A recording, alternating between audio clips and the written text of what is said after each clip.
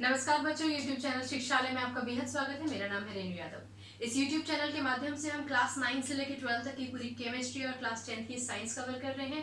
Class 10 chemistry में आज हम पढ़ने वाले हैं डबल बॉन्ड के बारे में। आयनिक बॉन्ड चल रहा था ना टॉपिक, तो आज हम पढ़ेंगे डबल बॉन्ड के बारे में कि डबल बॉन्ड कैसे बनता है। कुछ एग्जाम्पल्स ले लेते हैं क्योंकि बॉन्ड कैसे बनता है इसका इंट्रो हम अभी पढ़ते चले आए हैं। कुछ एग्जाम्पल्स हमने सिंगल बॉन्ड के भी लिए हैं। डबल बॉन्ड की बात करते हैं। पहला एग्जाम्पल लेते हैं ऑक्सीजन का, जिसको आप O2 करके जानते हैं। एक मॉलिक्यूल है ना, मॉलिक्यूल अब आप समझते हो ना बच्चों, मत बोलना कि नहीं समझते हो, पहले लेक्चर में जाके देखो। चलो ऑक्सीजन की बात करते हैं। एटॉमिक नंबर 8 है, कॉन्फ़िगरेशन है 2 and 6। ऑलराइट, तो इसका मतलब एक ऑक्सीजन है। इस ऑक्सीजन के पास इसके बाहर वाले शेल में 6 इलेक्ट्रॉन है, 1 2 3 4 5 6, यानी कि इसके पास सिर्फ 2 इलेक्ट्रॉन्स की कमी है। ओके, चलो एक ऑक्सीजन आता है, उसका डेफिनेटली उसका एटॉमिक नंबर भी 8 है, कॉन्फ़िगरेशन 2 and 6 है।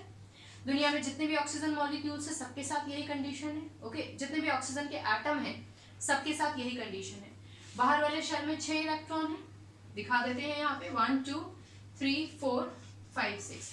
बेटा ऐसा नहीं है कि आप इसको क्रॉस से दिखा रहे हो तो इसको आपको डॉट से दिखाना है, ये डॉट है, ठीक है ना, ऐसा नहीं है। आप दोनों को भी क्रॉस से दिखा सकते हो, लेकिन थोड़ा सा डीमार्केशन रखने के लिए एक को क्रॉस से दिखा दिया और एक के इलेक्ट्रॉन्स को डॉट से दिखा दिया है। ऑलराइट, चलो अब ये दोनों के दोनों ऑक्सीजन जो है ना, दोनों के पास 2-2 इलेक्ट्रॉन्स की कमी है। ओके, तो ऐसी कंडीशन में क्या होगा कि ये ऑक्सीजन बोलेगा भैया मेरे पास 6 इलेक्ट्रॉन है, 2 इलेक्ट्रॉन की कमी है, तुम्हारे पास भी 6 इलेक्ट्रॉन है, 2 इलेक्ट्रॉन की कमी है, क्यों ना हम इलेक्ट्रॉन्स को शेयर कर ले। ओके, तो ये क्या करेंगे, ये अपने इलेक्ट्रॉन्स को शेयर कर लेंगे। ऑलराइट, अच्छा आपको ये बात मालूम है कि कभी भी अगर 2 इलेक्ट्रॉन्स शेयर होते हैं तो एक बॉन्ड बनता है।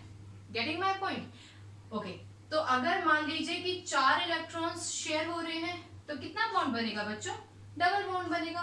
तो ध्यान से देखो, इन दोनों के बीच में टोटल 4 इलेक्ट्रॉन्स की शेयरिंग हो रही है, यानी कि ऑक्सीजन और ऑक्सीजन के बीच में 4 इलेक्ट्रॉन्स की शेयरिंग हो रही है, यानी कि इनके बीच में आ जाएगा डबल बॉन्ड। जब एक बार डबल बॉन्ड आ जाता है ना, तो आपको इन इलेक्ट्रॉन्स को ना बार बार दिखाने की जरूरत नहीं पड़ती है। आप समझ रहे हो ना, क्योंकि देखो इसके पास 2 4 6 और 2 इससे लिए 8 इलेक्ट्रॉन्स पूरे, इसके पास भी 2 4 6 इलेक्ट्रॉन्स थे, 2 इससे ले लिए, शेल कंप्लीट हो गया। दोनों के बीच में कुल मिलाकर 4 इलेक्ट्रॉन्स की शेयरिंग हुई, इसलिए डबल बॉन्ड हो गया है। अब क्योंकि ये ऑक्सीजन भी कंप्लीट हो गया, ये ऑक्सीजन भी ऑक्टेट के साथ कंप्लीट हो गया है, इसलिए आप O डबल बॉन्ड O दिखाओगे। ठीक है, बाकी के इलेक्ट्रॉन्स दिखाने की अब जरूरत नहीं है यहाँ पर। ऑलराइट, ये तो आपको समझाने के लिए एक रिप्रेजेंटेशन था। ओके, हमेशा हम इस डबल बॉन्ड को नहीं दिखाते हैं, तो आप क्या करते हो, आप ऑक्सीजन को ऐसे लिखते हो O2।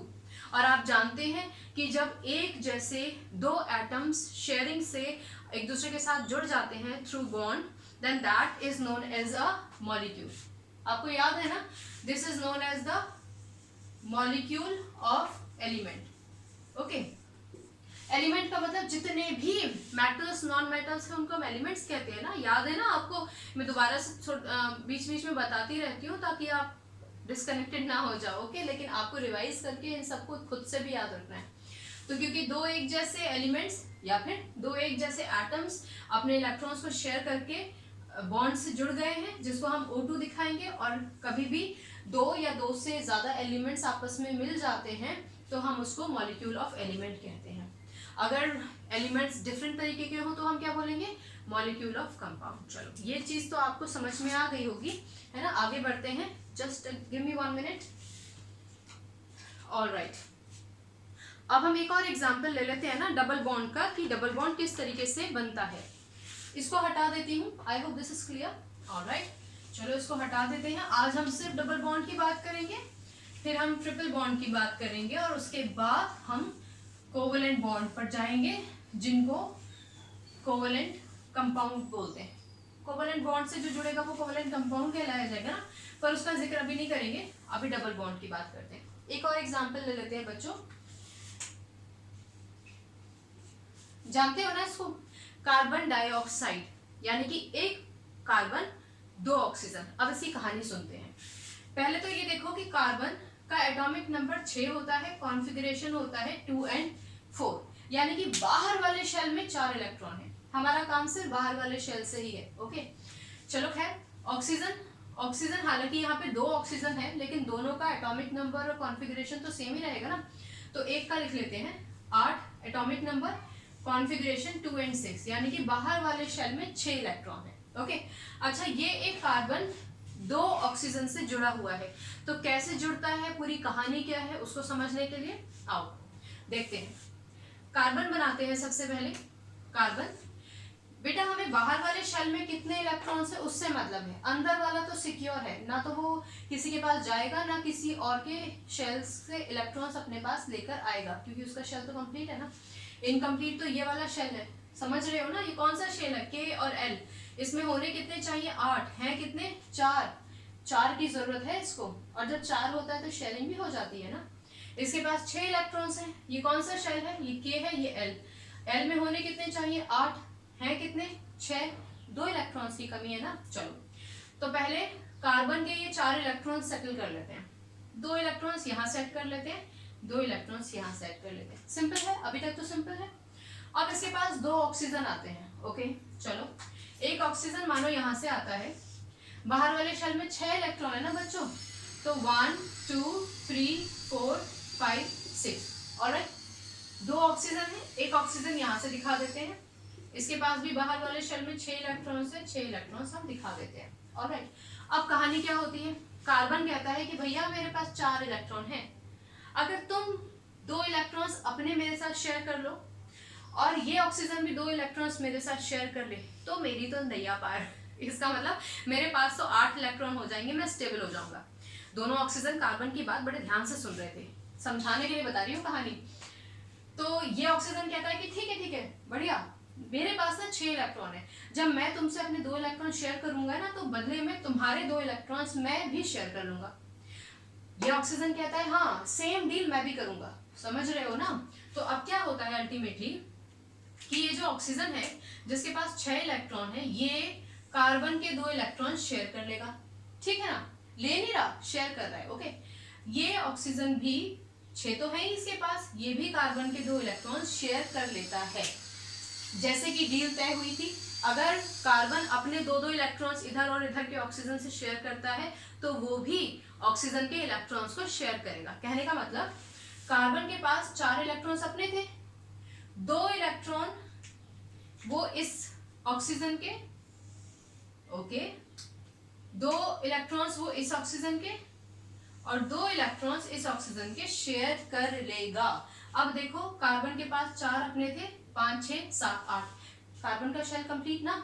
इस ऑक्सीजन को देख लेते हैं, 2 4 6 और 2 8, ये भी कंप्लीट। इस ऑक्सीजन को देखते हैं, 2 4 6 इसके अपने थे, 2 इसने यहाँ से लिया, इसका भी शेल कंप्लीट। चलो बहुत बढ़िया। अब ये तो हमारा इलेक्ट्रॉन डॉट स्ट्रक्चर है। ओके, अब हम देखते हैं कि बॉन्ड कैसे बने हैं। कार्बन को बीच में रख लेते हैं, 1 2 3 4 इलेक्ट्रॉन्स, यानी कि 2 पेयर हुए ना। ये क्या हुआ, ये 1 पेयर होगा, और ये क्या है, 4 है ना, तो 2 पेयर हुए ना, 2 पेयर ऑफ इलेक्ट्रॉन शेयर हुए हैं। 4 इलेक्ट्रॉन शेयर हुए हैं, मतलब डबल बॉन्ड किसके साथ, ऑक्सीजन के साथ। गेटिंग, यहाँ पर भी 4 इलेक्ट्रॉन शेयर हुए हैं, तो डबल बॉन्ड किसके साथ, ऑक्सीजन के साथ। Getting my point.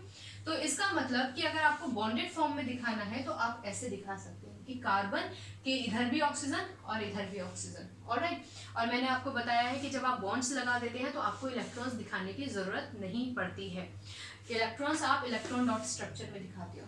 Is this clear.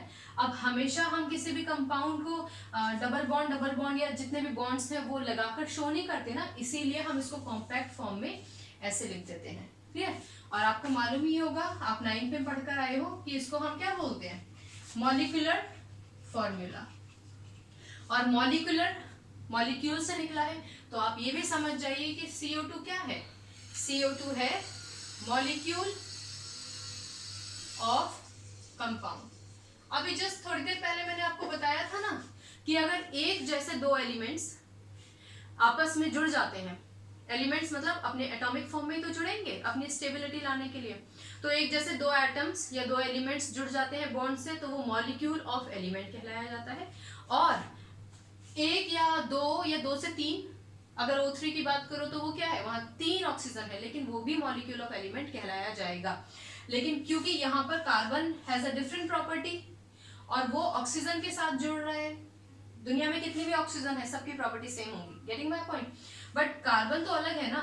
तो क्योंकि यहाँ पर एक एलिमेंट दूसरे टाइप के एलिमेंट से जुड़ रहा है इसलिए वो कंपाउंड बनाएगा। लेकिन कभी भी एटम्स जब आपस में जुड़ जाते हैं तो वो मॉलिक्यूल कहलाए जाते हैं ना, इसीलिए हम इसको बोलेंगे मॉलिक्यूल ऑफ कंपाउंड। क्लियर हो गया, इतना समझ में आया। और याद रखो कि जब हम बॉन्ड्स नहीं दिखाते हैं, ऐसे एक कंपाउंड दिखा देते हैं, तो उस फॉर्मूले को हम बोलते हैं molecular formula. Is this clear? H2O क्या है?